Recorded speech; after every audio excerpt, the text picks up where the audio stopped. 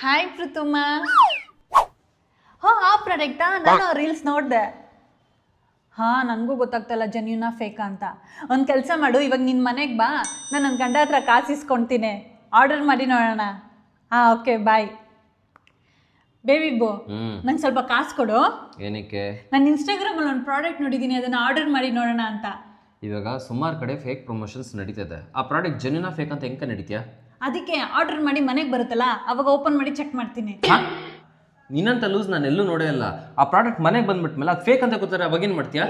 ಇಲ್ಲಾಂದ್ರೆ ನನ್ಗೆ ಹೆಂಗೆ ಗೊತ್ತಾಗುತ್ತೆ?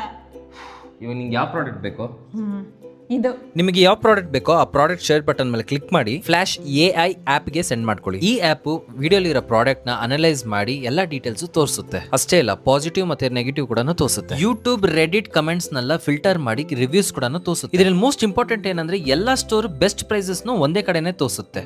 ನೋಡ್ದಾ, ಈ ಒಂದು ಆ್ಯಪಿಂದ ಈ ಪ್ರಾಡಕ್ಟ್ ಬಗ್ಗೆ ಎಲ್ಲ ರಿವ್ಯೂಸು, ಪ್ರೈಸಸ್ ಎಷ್ಟು ಚೆನ್ನಾಗಿ ಗೊತ್ತಾಗುತ್ತೆ.